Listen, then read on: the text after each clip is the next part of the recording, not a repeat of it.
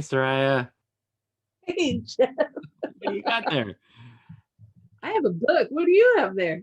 I've got a book too. Oh, Jeff, just tell me about it when it's over.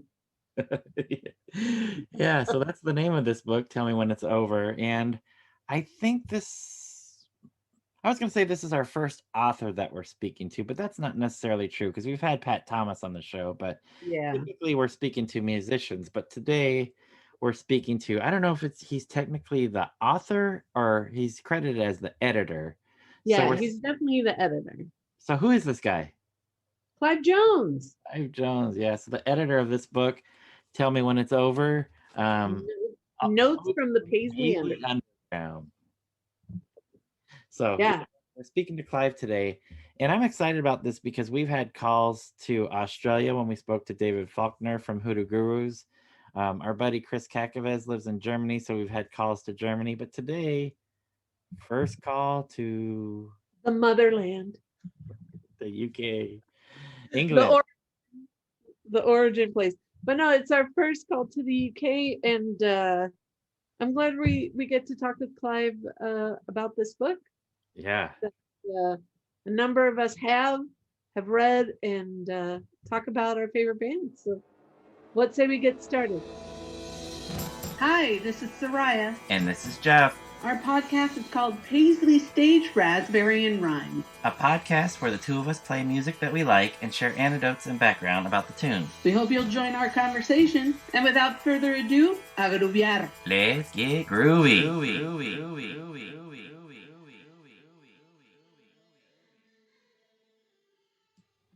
All right.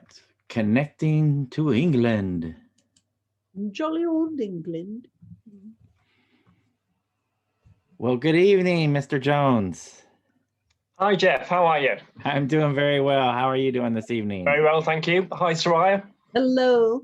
Good to have you on the show. Thanks for inviting me. So I'm looking out my window. The sun is shining brightly. It's the middle of the day here. And to you, good sir, it's evening, correct? Good evening, 7 o'clock here. Yeah, just had something to eat. Yeah. But see, look at that beautiful backdrop that Clive has. That just speaks volumes to me. Well, I have quite a long room here, and I've got one wall that's full of my records and CDs, which is so they're all at hand, which is nice. That's the only way it should be. Readily accessible. Yeah. Well, yeah, please go ahead. Well, I was going to say we're very excited to have you on the show. Obviously, you're a music fan like us. Your background shows that. But we wanted to bring you on to talk about this book that you edited. Right. And I noticed that you've written or been a part of several books, mostly about British and Israeli history. Is that correct? No, that's not me. That must be somebody else. I was wondering about that too, because you never know. Yeah. And I would imagine that Clive Jones is a relatively common name. It is, yeah. There's a few of us about. Okay. So somebody stole your name and wrote a bunch of British history. So that's right, yeah. Okay. Well, we want to talk about this book, right, Soraya? Yes. And Clive, again, thank you for joining us and our listeners to talk about this book that I think a number of us have in our collection and have read through it. And of course, it addresses a lot of our favorite bands, but it also kind of expands the definition of what Paisley Underground is or what bands were a part of it. So before we talk about the specifics of the book, could you please share with our listeners a little bit about yourself? Yeah, well, I've always been interested in pop music right from when I was young. I like bands like the Beatles. I mean, who doesn't like the Beatles? But I became more interested in music when I was at school, about the age of 13, 14. What you tend to find is people either become interested in sport or they become interested in music. And I went the music route. And obviously you get influenced by school friends, people that you're friendly with at school. And looking back, people who had elder brothers and sisters, they pass their tastes on to their siblings and you pick up on them. So in a way, it's quite random what you actually pick up on when you're at school. And it so happened that the bands I picked up on were bands like Pink Floyd, particularly Syd Barrett era Pink Floyd. I became interested in the Canterbury scene, bands like Soft Machine, Caravan, Kevin Ayres. So a lot of the British usual bands of the era. We used to call it underground music then, or progressive rock. Mhm. So all the popular bands like Yes, for example, or Genesis, I was interested in them. So started off mainly with the British music scene.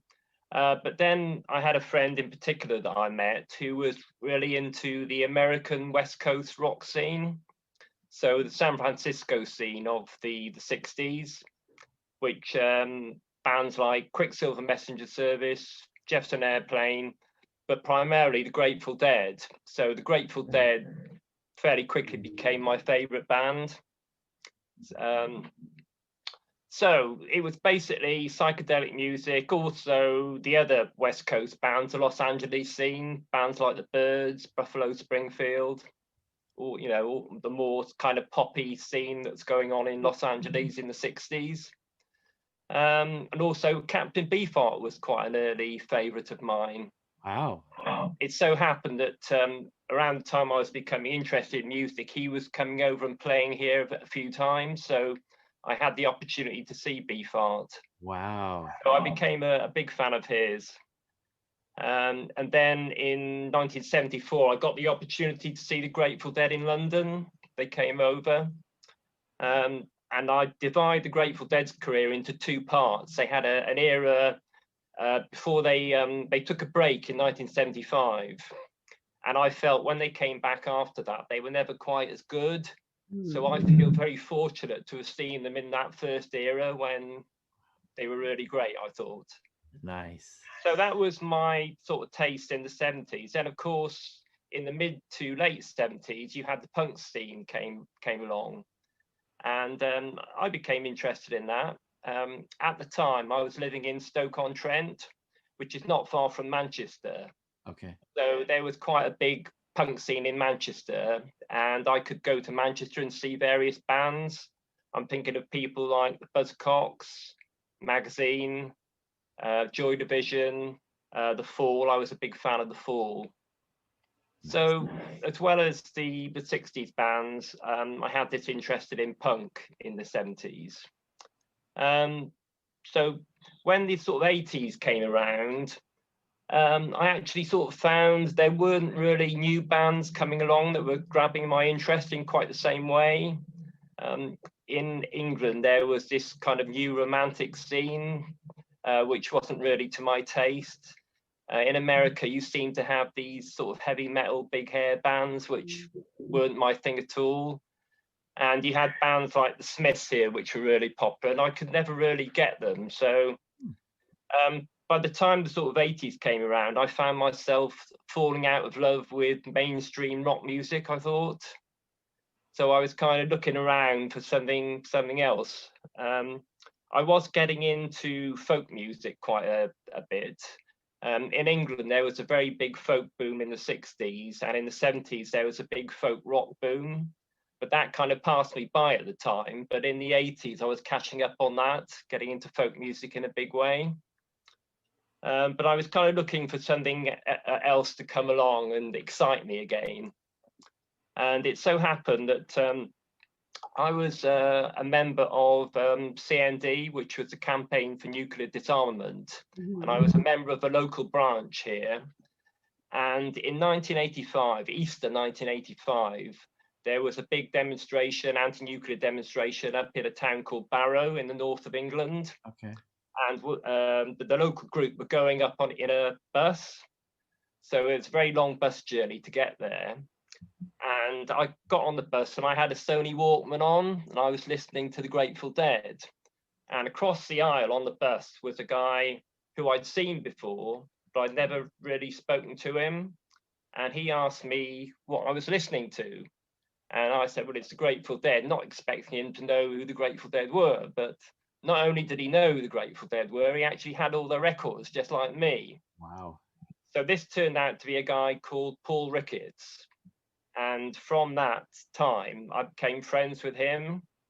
And I lived in a place called Chippenham, and he lived in a place called Calne, which was the next town along from me in Wiltshire.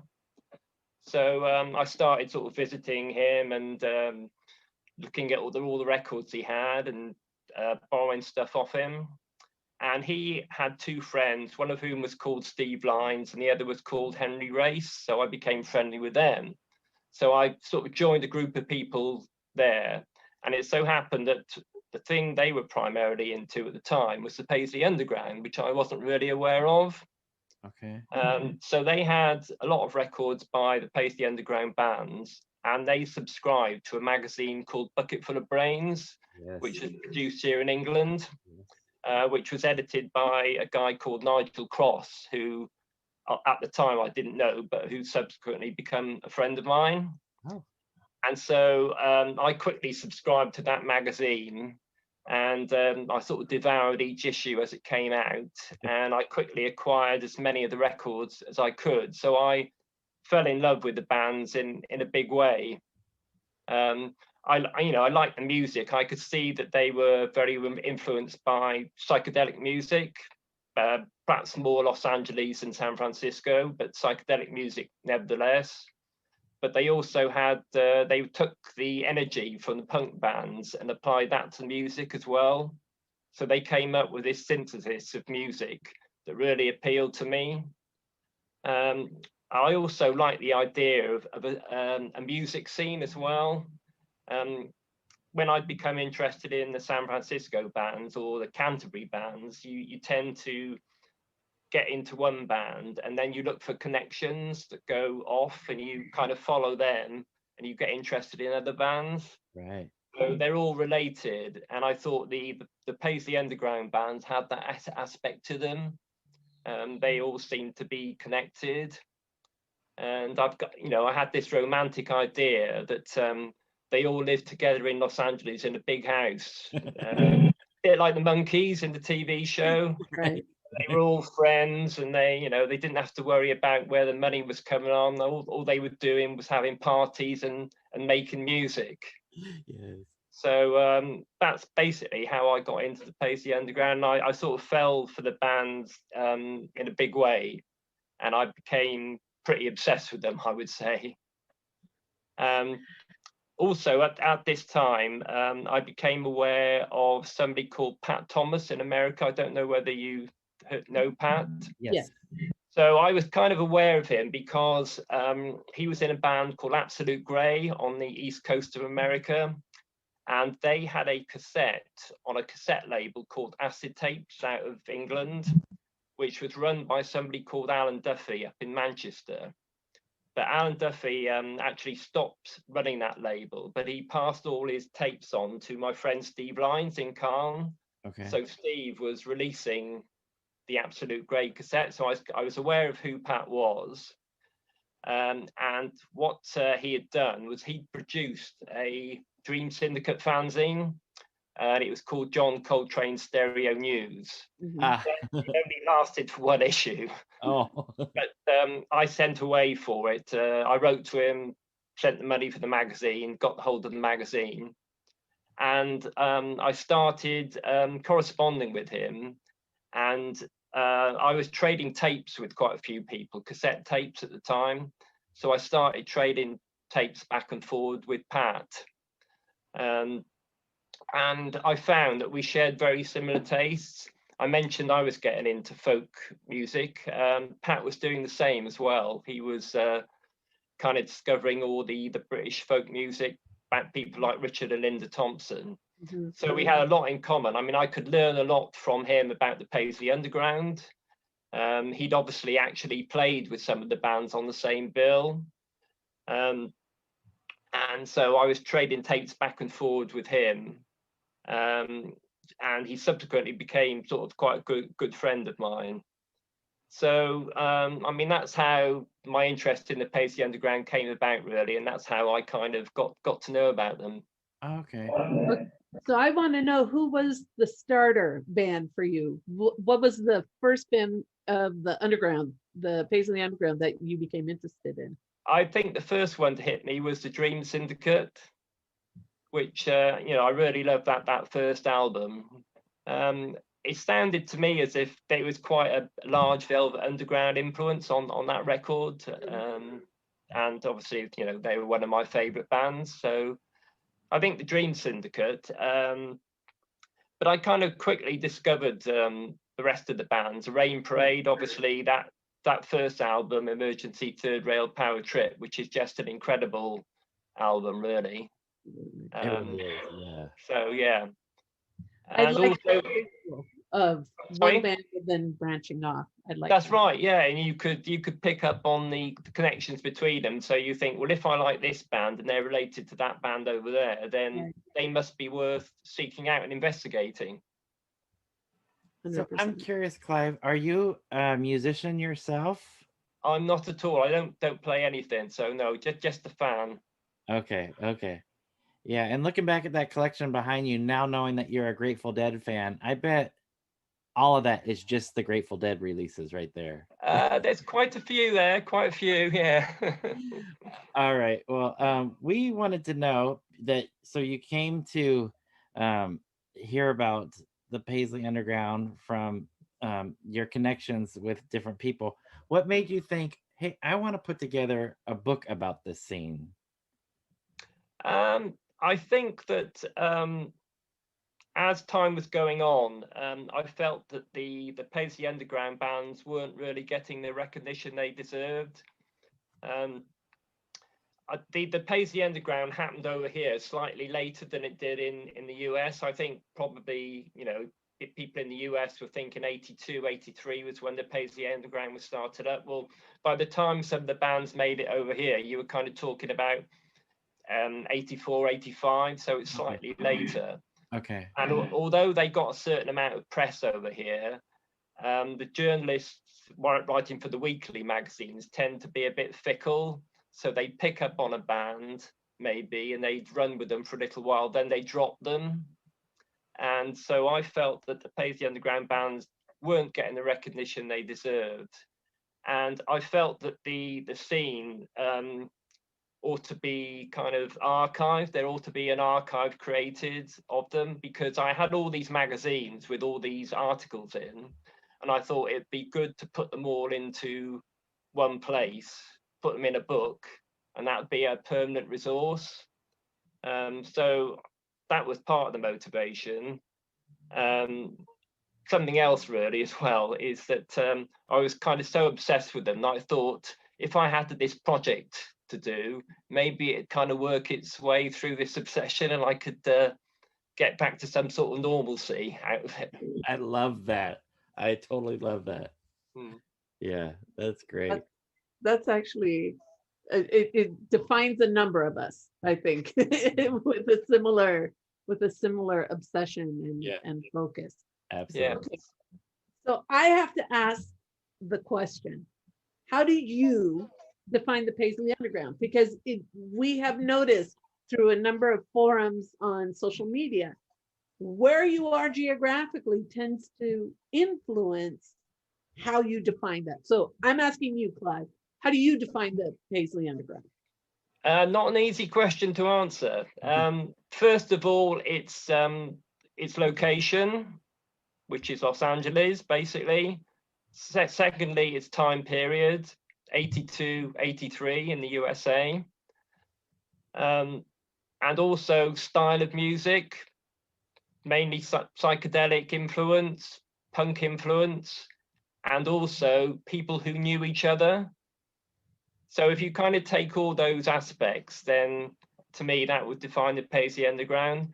But if you look at the bands I've selected, some of them weren't actually based in Los Angeles. Some of them were based elsewhere.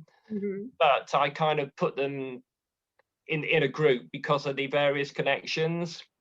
So if I go through the bands which I've selected, I think probably somebody like the Dream Syndicate, the Rain Parade, and the Long Riders, they kind of pick themselves, really.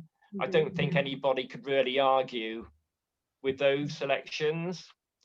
Um, a band like True West, again, I think they were basically came out of Davis, but they had connections to Los Angeles. And they were also a band which made it over to England in 1985. So they were sort of labeled Paisley Underground from that respect, really. A group which never actually made it to the UK was the 3 O'Clock. So they were slightly less well known over here. But of course, it was Michael Quercio's famous quote about his audience, which he called the Paisley Underground. So obviously, the 3 O'Clock had to be included in the book. One of the bands which are not in the book was, if you probably noticed, is the Bangles. Now, I would consider the Bangles to be one of the, key Paisley Underground bands. But the reason why they're not in the book is because they became relatively successful quite early on. And so there's not that much coverage in the fanzine press that I could find. They sort of quickly leapt to the weekly music press. So when I was trying to select articles for the book, I couldn't find many articles by them or about them.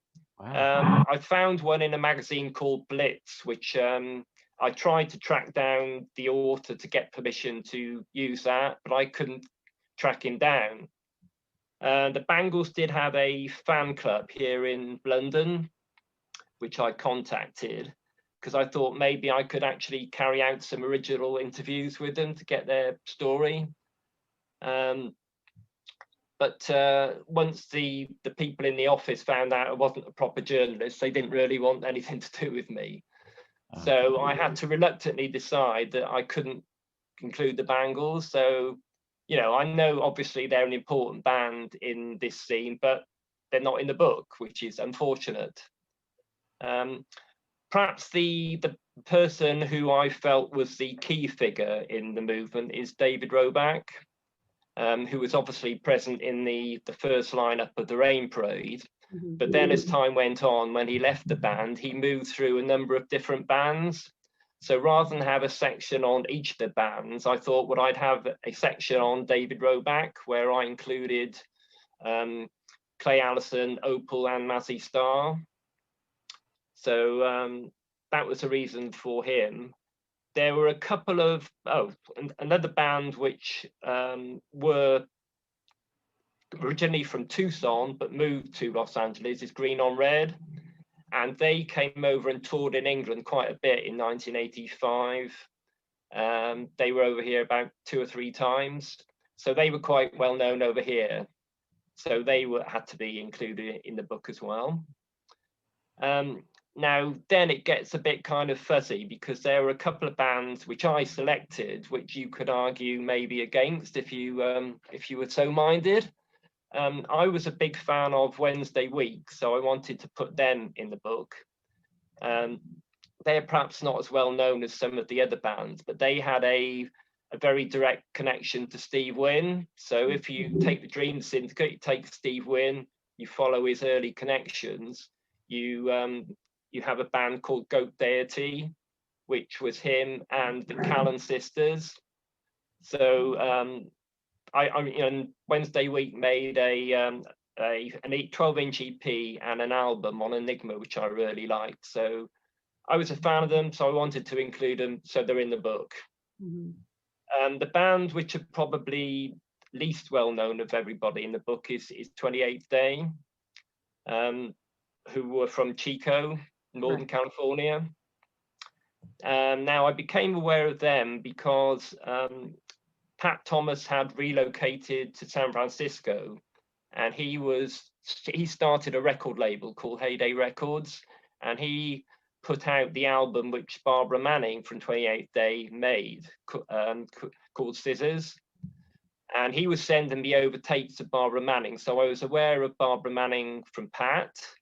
Also, Nigel Cross from Bucket Full of Brains, he did reviews in one of the weekly magazines called Sounds, and he wrote a rave review of the 28th Day album in Sounds magazine. So I was aware of the 28th Day album, which I got from Plastic Passion in London, sort of famous record shop in London. and it just sort of hit me sideways. It just totally blew me away. I really loved that record. And so I was a bit evangelical in terms of wanted to turn people onto that band. I love that. So yeah, so I was a big fan of 28th Day, and so that's the reason I wanted to include them in the book. I love that. So it sounds to me like you attached yourself to the scene that you really loved, and then you were looking for adjacent connections and expanding on what that scene was by these various connections, whether it be Steve Wynn or what have you, right? So That's right. Yeah, yeah. So I mean, there were other bands which I liked, which were vaguely connected, which didn't make the book. There was Game Theory, for example, from up in Sacramento, who I really liked, but I didn't think they were quite the style that most of the other bands. They weren't sort of a guitar band, for one thing.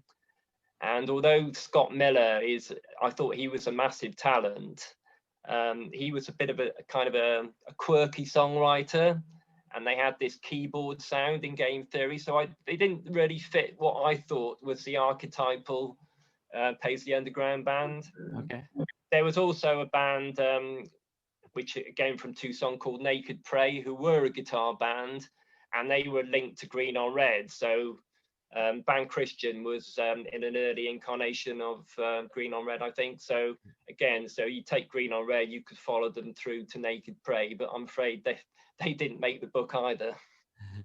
So you pick these different bands that were connected to the scene or that you wanted to promote or evangelize. I love using that word for in association with 28th Day.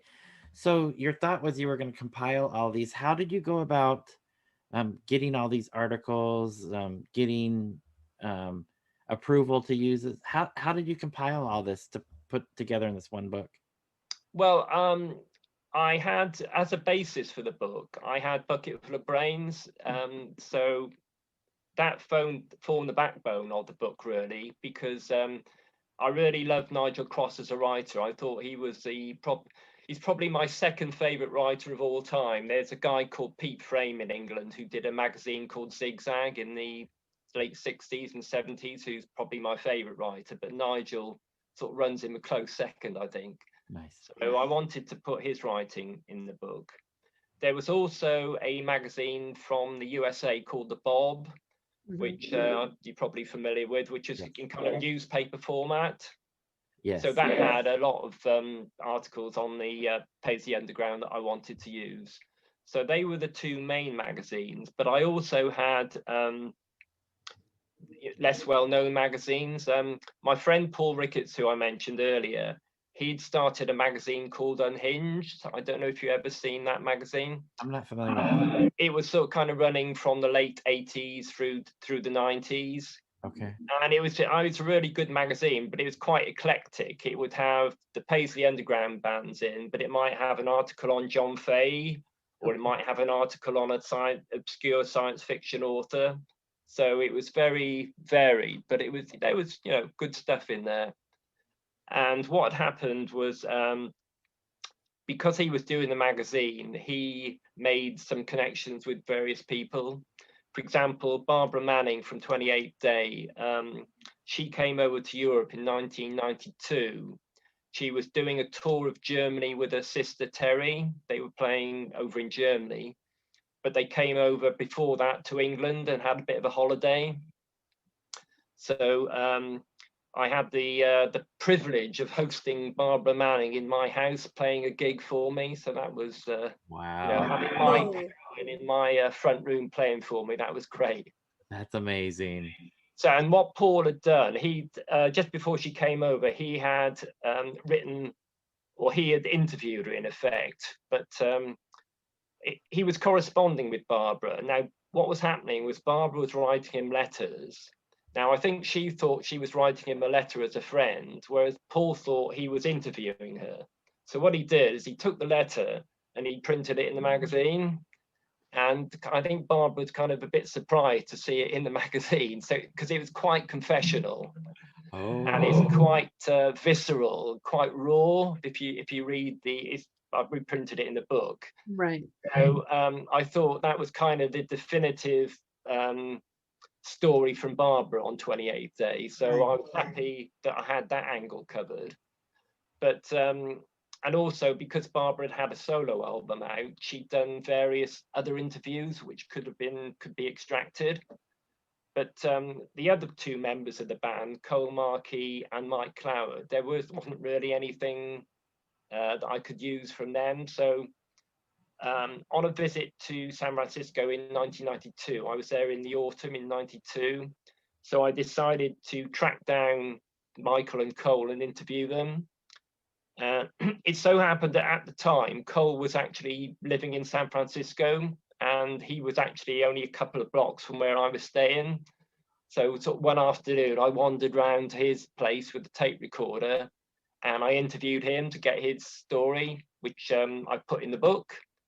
And the same week, I interviewed Michael Cloud. Now, to get to him, I had to go up to Chico, which if you look at a map of the USA, Chico is quite close to San Francisco, but if you take a bus, it takes nearly all day to get up there. So I had to do an overnight trip. So I stayed with Michael overnight, and again interviewed him to get his side of the story, put that in the book. So I had a good time with him. He was getting me into bad habits like drinking cocktails in the morning, which I don't do. So that was how I got their side of the story. And as you know, the book is primarily a compilation of other people's work. But because I wanted to get 28th Day in there, I thought, well, you know, if I'm doing the book, I ought to write something in the book. So I decided to put my interviews with 28th Day in the book. And I also did the introduction to the band as well. If you notice, what I've done is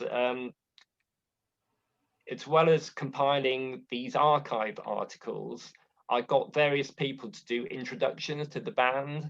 So I selected people who I thought were particularly good at talking about certain bands. So, for example, Pat Thomas did Dream Syndicate because he's probably the world's leading authority on Dream Syndicate, even bigger one than Steve Wynn, maybe. Absolutely. Nigel Cross, who was associated with Rain Parade, I got him to do the Rain Parade introduction because by that time he was a friend of mine. Paul Ricketts, who put Wednesday Week in his magazine, I got him to do the Wednesday Week intro. There was a guy called Rick Gershon who was associated with the Long Riders. I can't remember exactly what his role was, but he was a friend of theirs. So he did the intro for the Long Riders. Who else was there? Fred Mills was a guy who did a lot of writing on Green on Red, so I got him to do Green on Red. And the Roback section, I got my friend Steve Lines to do that because he was a very big fan of David Roback, like myself, and I thought he knew what he was talking about when it came to David Roback, so he did the intro for that band. So that's where the selections came from, and so that's how it all came together. So what I needed to do was to actually track down these people and get their permission. So I thought I needed the permission of the authors of the articles, but I also wanted to make sure I had the permission of the people who owned the magazines. Mm-hmm. So I was kind of covered from that point of view. So when I was putting this book together, it was kind of pre-social media. Although the internet was there and you had email, there wasn't any Facebook, so it was quite difficult to track people down. So some of the people, Pat Thomas helped me find. So I managed over the course of, quite a period to get in touch with these people and get their permission to use the articles. Okay. So so that was all the material was gathered. So then I had to actually find a way of putting it all together. What I tried at first was to try and scan these articles and then put them into my computer. But what I found with that was that the software wasn't working very well.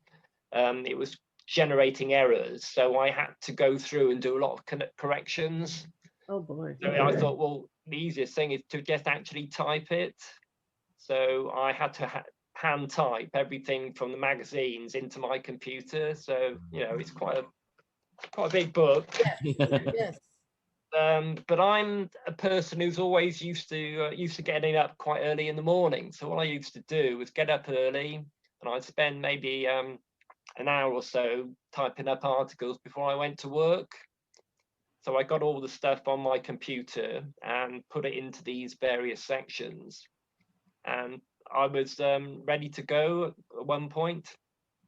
I should say that because I wanted to commission these new introductions, that did introduce a certain amount of delay into the project, because I was waiting on people to provide them. I should also say that I wanted to use articles from fan magazines, from people who were kind of passionate about the music. And also because I was having to shell out money to produce a book, I didn't really want to pay people for their contributions. I thought, well, if they're music fans, they're not really worried about getting paid anyway, because they wouldn't have been paid for the original articles. So why should they worry about getting paid to have them reprinted? So that was my opinion anyway. And everybody seemed quite happy to let me print their stuff. There's some articles in there from the later issues of Bucketful of Brains, and by that time, the editor of the magazine was a guy called John Story, and again, he was happy to give me permission to reprint the articles. So everything in the book is kind of reprinted by permission of the people who contributed them. I thought that I'd introduce a few photographs in the book, just to have a picture of each band. There's only one picture of each band, so it's sort of fairly minimal in terms of photographs, but I thought it'd be a good idea to have those. The only person I couldn't really find any suitable photographs was with David Roback, but I knew that a woman called Laura Levine had taken some pictures of Opal and Clay Allison. So I contacted her and asked her if I could use her pictures. Now she's actually a professional photographer, so she said, well, do you want to send me a contract for it? And I said, well, I don't really want to do that. You know, there's no money in it. But she kindly let me use one of her pictures if I sent her a couple of copies of the book. So that kind of worked out okay. That's nice. So when I had all the material ready, I should also say that perhaps the biggest cause of delay was I was waiting for the intro from Paul on Wednesday week. Now, Paul has got many virtues, but one of his characteristics is he's got a very relaxed attitude to deadlines. So it took him forever to get this article to me. So that did introduce a bit of delay. So this process actually went on, you know, it's probably a number of years putting all this stuff together. Yeah, I was going to ask that, from the time that you had this thought to put this book together till the time that it was printed, how long are we talking in terms of? Well, I was kind of mulling the concept over in the 90s, really, and the book was printed in 2006. So the actual book production of the book probably was spread over something like 3 years. Okay. So it did take a while. So then, having got all the material, I had to decide how I was going to actually get it printed. Now, nowadays, you can just upload stuff to Amazon and they'll do all the printing for you. And I think back in 2006, you could do print on demand books, but I didn't really want to do that, because you can always kind of tell if a book's a print on demand book. Sure. I wanted it to look like a proper printed book, as it were. So it so happened that my cousin, her partner, ran a small print business, and he printed things like parish magazines and catalogues for stores, things like that.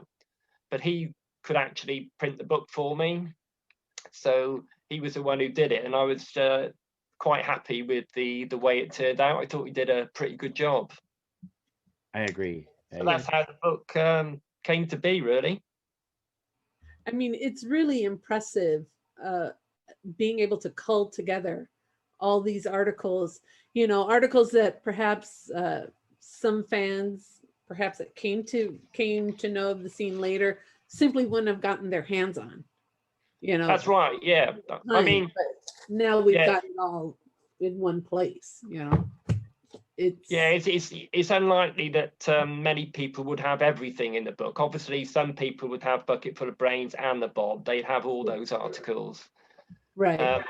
But there was kind of more obscure things. For example, Nigel Cross did an article on a band called Going Home, which was Hope Sandoval's band originally, and they recorded an album which David Roback produced. And the only article I could find on them was in a German magazine called Heartbeat, which Nigel did for them. So that article is in the book, So there's probably a couple of things which most people hadn't seen before. And I definitely think that's what makes the book unique, is that you've given fans things that are hard to find on your own, and you kind of made it very.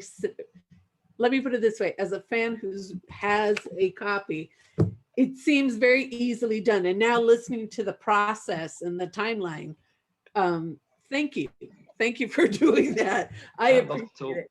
And I'm curious, the book's out, you released the book in 2006, and what's the reaction that you receive? How is the book received? Well, perhaps I should say, first of all, the economics of the book. I wanted to, obviously spent a lot of time on the book, but I wanted to actually spend some money on it, but get the money back. I didn't really want to be paying for the book out of my own pocket. So I wanted to cover my costs. So the book actually cost me £3,000 to have printed. So obviously when you get presented with 500 books, you need to pay up front. So that was £3,000 gone out my pocket. Right. So I decided what price I should sell the book for. And I had to I didn't want to price it out of the market. So I had to pitch it at a reasonable level. So bearing in mind that each book cost me £6 to produce, I thought £12 cover price was kind of a reasonable price to charge for it, which is fair enough, but that's £12 to the end consumer. Right. If I'm paying £6 and charging 12, that means I can't really go through any distributors because there's basically no margin in it for them. Or if there is a margin in it for them, I'm losing money on it. Right. So I couldn't distribute it by any third party. So the big drawback is that it's not available in shops. So if somebody read a review of it and they thought, oh, I'll go into my local bookshop and I'll pick it up, you can't find it in your local bookshop. Right. The only place that you'll find it was there was a few specialist outlets which took copies of the book. But I had to sell them myself, basically, by mail order or on eBay. So that was a way that it actually got out into the wild world, really. So in terms of the reaction to it, there were some good reviews. A lot of people really liked it who were into the Paisley Underground. What I found a little surprising was there were some people who I knew liked the Paisley Underground. They were into the music, but they seemed to be quite happy to live without the book. So from that, I learned that not everybody is like me. Not everybody needs to dig deep into these things. So, it was quite difficult to shift copies because of that business model which I've outlined. So in 2006, I had 500 copies of the book. So to date, I've probably given away about 100 copies. What I decided to do was to give all the contributors had a free copy and all the band members could have a free copy. Now, some of the bands I was in direct contact or indirect contact with, so I knew where to send their copies. Other band members, I didn't know where they were, so I couldn't send them a copy. A couple of them got in touch with me saying, can I buy a copy of the book? And I said, well, you know, you're in the band, I'll send you a free book. So and also my friends got free copies as well. So I probably gave away about 100 books with review copies. Mhm. And to date, I've probably sold about 350. So that means I probably just about made my money back, or maybe a bit more. And I've got about 50 copies still left in my wardrobe. All Well, right. you have one less from I last know. time. We both have our own, but Yeah. So I uh, want to. Oh, go ahead, Soraya. I just wanted to know, just really quickly, knowing that there's about 50 copies, what if people if our listeners would like a copy, what's the best avenue to contact you? They can, if they look on eBay and they search for either Tell Me When It's Over or Paisley Underground book, they'll find it on there.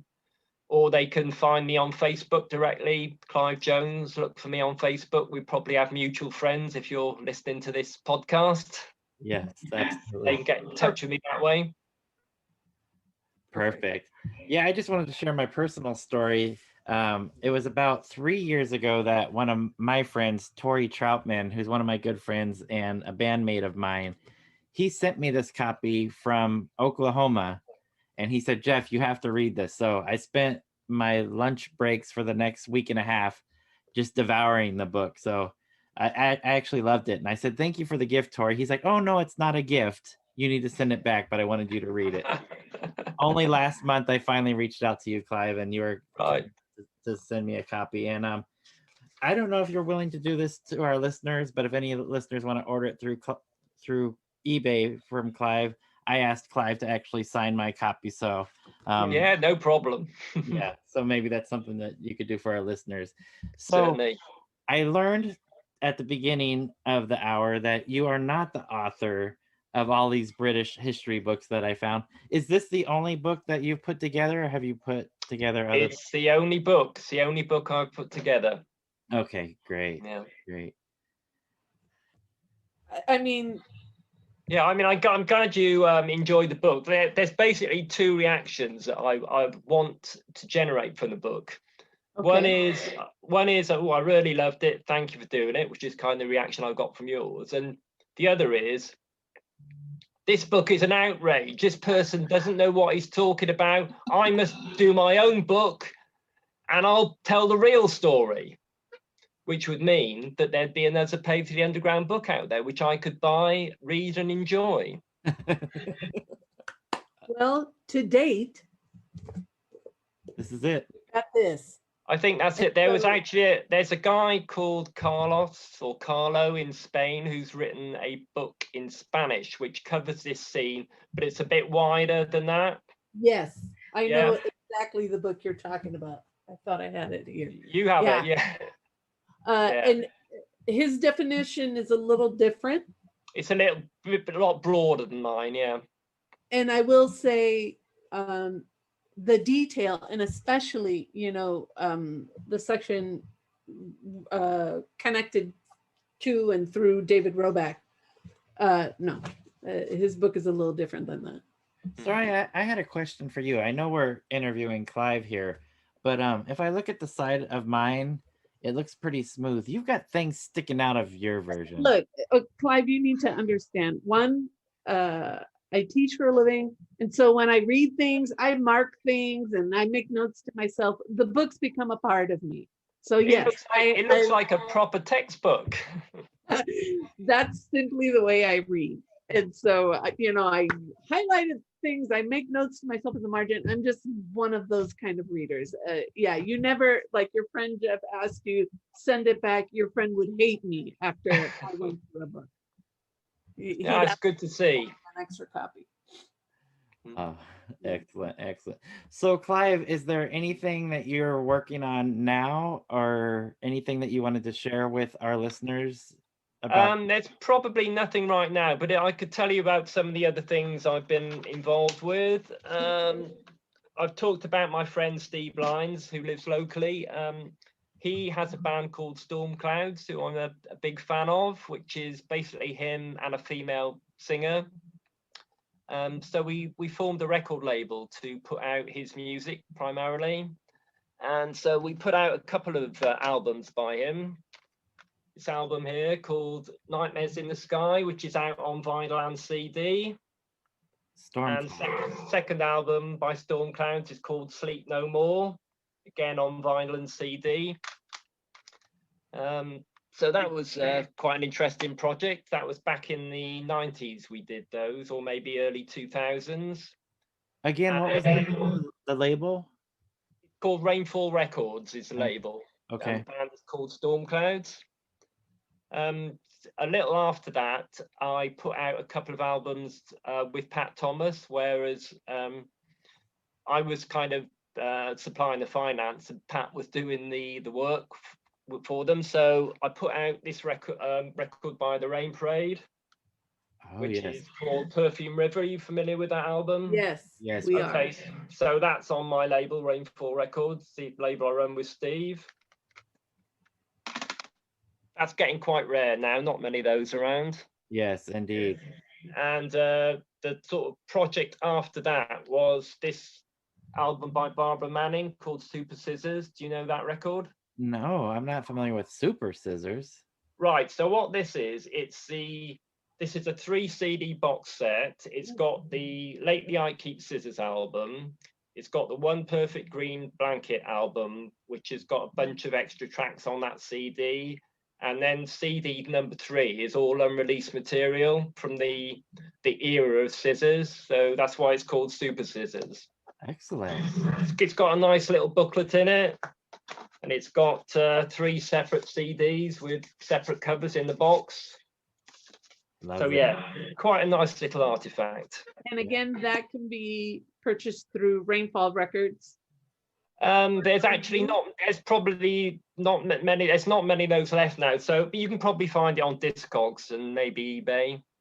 So particularly people in the USA, it's probably easiest to look for those on Discogs, I would imagine. Okay. That's where I'm heading right now. Thank you, Jeff. I'm going to beat you to it because that looks spectacular. Yes, it does. And that third CD, I'm super curious. Yes. Very, very curious. Yeah, it's some great stuff on there. Yeah, a very amusing interview with Barbara is the bonus track on the Scissors CD. She did a very amusing interview on KZSU radio. Yeah, we're big fans of Barbara. We had her on recently, and she was a blast. I listened to your 28 Day special. I found it very interesting. Yeah, it was excellent. You managed to get all 3 of them together. That was all Barbara. Yeah. We reached out to Barbara, and she managed to pull the whole band together. So yeah. I managed to get over there for a reunion I think it was 2004. They played 2 reunion shows, one in San Francisco and one up in Chico. And so I managed to come over for those. So that was a great thrill to see that band. Wow. And how did they sound as a reunited band? They sounded absolutely great. Yeah. They did all the old classics. Nice. See, Clive's my kind of fan. Yes. Right? Yes. Because Clive not only listens to the music, follows the band, but also is very proactive in getting them to speak. I like it. Clive. My kind of fan. Yes. So from one music fan to another music fan, Clive, we really wanted to thank you for taking time. I really enjoyed talking to you today. It was very eye-opening on how you put this together and the bands that you chose. I always wondered about that, how you came to choose the bands that you did. And listening to you today, it makes perfect sense. And having that geographical distance of being so far away from Los Angeles, I was just curious how all this came together in a time when you can't Google things as easily as we can today. And as Soraya mentioned, it's really nice as a fan to have all these compiled together in one thing that I can hold in one hand. So I really appreciate that. And I appreciate your time today, Clive. Okay, well, it's been an absolute pleasure talking to you both. Thank you so much. Take care. Yeah. And have a good evening. Yes. Thank you. Soraya, let's go get lunch. Bye-bye. All right. Bye. Thank you, Clive. Really appreciate it. So, Soraya, now we have a little bit more understanding of how this came together. Okay. So yes, now I understand the why, okay? Because he said it. That for him, because I think when I read the book, I said, why is there so much Clay Allison, Opal, Going Home, Mazzy Star? That was a section that I couldn't wrap my head around it. But he said for him, David Roback was a key person to this movement, to this scene. And I go, okay, now I understand why you include it. And then the fact that he's able to put something in there that's really quite rare about going home. Now, I want to read one thing, just one little thing. And this is where I was coming into this from. So this is from the foreword that Pat Thomas writes to the book. Okay. And he says, Clive and I share, this is about, it's still open to debate who exactly the Paisley Underground bands were. Basically, Clive and I share what I would call a, quote, bucket full of brains, end quote, view, which really was the premier source of information for this sound. Even though the music was, parentheses, open parentheses, mostly, in parentheses, based in Los Angeles, and the magazine was published in London. Okay, so think about that geographic distance, right? For those of us living in the 80s on the East Coast, me, or in the UK, Clive, we saw the scope of bands a little wider than someone living in LA. And I think this is really the key difference. We've spoken to all, almost, or as many of the band members as we can from these seminal 4 Paisley Underground bands that you and I define as the 4. Bangles, 3 O'Clock, Dream Syndicate, Rain Parade. Okay, Sid Griffin even backs us up in John Doe's book. Yes, thank you. Represent. But the further away you get from Los Angeles, this is where things change. And I think Pat Thomas makes a really interesting argument about that. And I can't say that I disagree. So, but he continues. Those people lucky enough to be in LA back then probably wouldn't include True West. Okay, and you and I have talked about this. They were from Northern California, but had strong ties to the Dream Syndicate. But every fan and nearly every journalist living outside of California probably would. So I think you and I have a unique perspective because, we're Southern California people and we see it one way. We see it in the way that Danny Benaire and everybody else kind of sees it. But then the minute you walk out, people they have a little more perspective. And I think like you and I have talked about it and we've seen in online forums like, no, the Paisley Underground is 4 bands. That's it. Nobody else. And I used to get so riled up when people would include people that I thought, me, Soraya and I thought simply just weren't a part of this scene. And I, because I keep thinking about Danny Benaire. Danny Benaire said, there are 4 bands that were part of this scene. You know them, Dream Syndicate, Rain Parade, 3 O'Clock Bangles. And I would get so angry when people in Europe would say, no, Opal's a part of it. No, they're not. And I remember thinking, why? It's so crazy. But I think Pat and Clive have really kind of presented, we see it a little differently, and this is why. And for Clive, he sees a lot of connections because what you and I term as going down the rabbit hole, Clive sees as merely like, they're bridges to other bands. And I thought that was just an interesting perspective hearing him say it. Yes. So, a couple of weeks ago, it was somebody made the argument that REM was part of it. And I remember, no, but look, Pat says something about it too. Pat Thomas says in the foreword, he goes, so he mentions how Clive sees it one way, he sees it another. Some things Clive included, he wouldn't have included, but I think Clive argued that there are certain connections to to people in the seminal bands that led to him including these. So, and then Pat adds this perfect line. This is why Pat Thomas nailed it. And despite what Mojo magazine wrote a few years ago, REM was never a Paisley Underground band! Exclamation point. And he adds, although they did share Wine, Women, and Song with many from the Paisley Underground collective. But then I think Clive made a really interesting point when he said, you know, I put out this book and some people that I knew were fans simply weren't interested. They wanted nothing. They did not want a book. Mm. And so Pat Thomas adds this one line. He says, as Ricky Nelson sang, quote, you can't please everyone, so you've got to please yourself, end quote.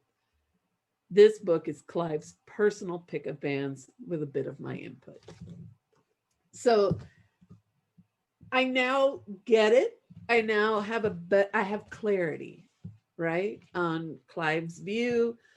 And, but I still think, and I mean, hats off to this guy for transcribing so many articles.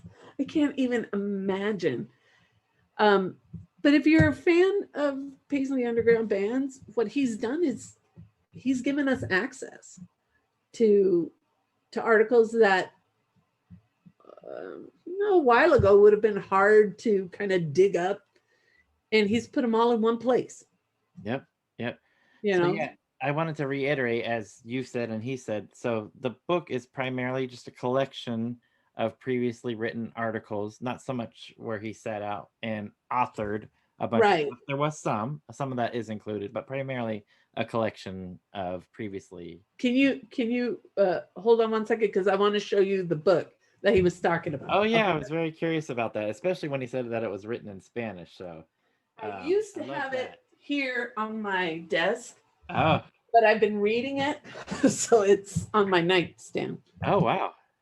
Okay. So the name of the author is Carlos Rego, and I already have a problem with the title because they call it Nuevo Rock Americano Años 80. So they're saying the new American rock of the 80s. Of the 80s. Luces y sombras de un espejismo. Lights, it's like lights and shadows of a reflection. Okay, but listen to the bands that he puts in here, okay? Rain Parade, Green on Red. I'm on board. Dream Syndicate. On board. Long Riders. Still on board. Violent Femmes. Wait, what? Los Lobos. The Del Lords. Jason and the Scorchers. Giant Sand. REM. Okay, so Carlos had me. He's got me in some places. So Carlos's argument is a little different. And look, I just also mentions other bands. You know, there's our friend, the one and only Michael Curcio, with a guitar, not a bass, a 6-string guitar. Yeah, but yeah, this is he makes a very different argument. Not like different, but he approaches it in a different way. And it just goes to show you, it's all a question of perspective. Yep. And what are the links, right? Yes. So, yeah, me and Carlos don't see things completely eye to eye. And I saw the mention of this book in one of the online pages on Facebook, something Paisley Underground related. And I said, okay, I got to read this book. And so I ordered it, and it was sitting for a while until I was done with the semester. And so I've been starting to read it. Interesting. I brought that up. So yeah. And before we sign off, I did want to bring up Clive's point when we were asking about the reaction to it. And he said, I am looking for 2 reactions. 1, I love the book and thank you. And 2, this was terrible. I'm going to get it right and write my own book. So for any of you out there that have issues with this book, please put pen to paper and write one that's better. I can't do it. So, but Look, yeah, look, the fact that he's found these articles, put them together, and given it to us, that's a plus. Do we need something that digs deeper? Sure. How many times? Who have we talked to? We've talked to Danny Benair. We've talked to Lena Lee Tonma. We've talked to Michael Corcio. We've talked with Steve Wynn. We've talked with Matt Pucci, with Stephen Roback. I don't know, Jeff. Do we need to write a book? are we authors or podcasters? I think we're both. podcasters. We're fans. I'm not a musician. You are, but you know, one of the things that I find really interesting is this is a topic that is still of interest, right? Look at us. We're sitting here, what, a year and change after sitting down to just talk about music we like. And what we're finding is there's a lot of layers here that simply haven't been uncovered, or maybe, you know, people haven't taken the time to do it. I don't know. But Clive's point, I think, is really well taken. Hey, got an issue? Figure it out and write something else, and let me sit and read it. Love that. I'm down. Yeah. So you know, I don't want to say pestered, but I've mentioned repeatedly to Lena Lee Tonma, I think we're ready for her book. I certainly. Anybody else that has inside info and kind of lived the tale, we're ready for your book. Yeah. And until that book comes out, if you want to go to eBay, look for Tell Me When It's Over. There are only 50 copies left. Notes you want this in your... Yep. You're not going to go dig in the archives, bucket full of bricks, the Bob, Blitz. I was just writing down, you know, magazines. I'm like, okay, Zigzag, Unhinged. Right. Yep. And if you are, let us know, because we want to read your book. And we want scanned copies of all the articles. Yes. And if you buy it on eBay, you're buying it directly from Clive. If you're interested, like I did, ask him to sign it. He said he'd be willing to sign it if you're into such things. But eBay, Tell Me When It's Over, Notes from the Paisley Underground, edited by Clive Jones. If you're into the scene as we are, and you're listening to our podcast, you probably are. I think it's worth checking out. Read. It's honestly worth a read. And the bands covered are Dream Syndicate, 3 O'Clock, True West, Long Riders, Green on Red, Wednesday Week, 28th Day, Rain Parade, and then that one last section that I always had an issue with, Clay Allison, Opal, Going Home, and Massive Star. Yep. And a bunch of articles. You know, it's worth your time. Agreed. Clive, and then you can tell us your opinion after. Yep. Absolutely. All right, mi gente, a groovear. Groove on, Paisley people.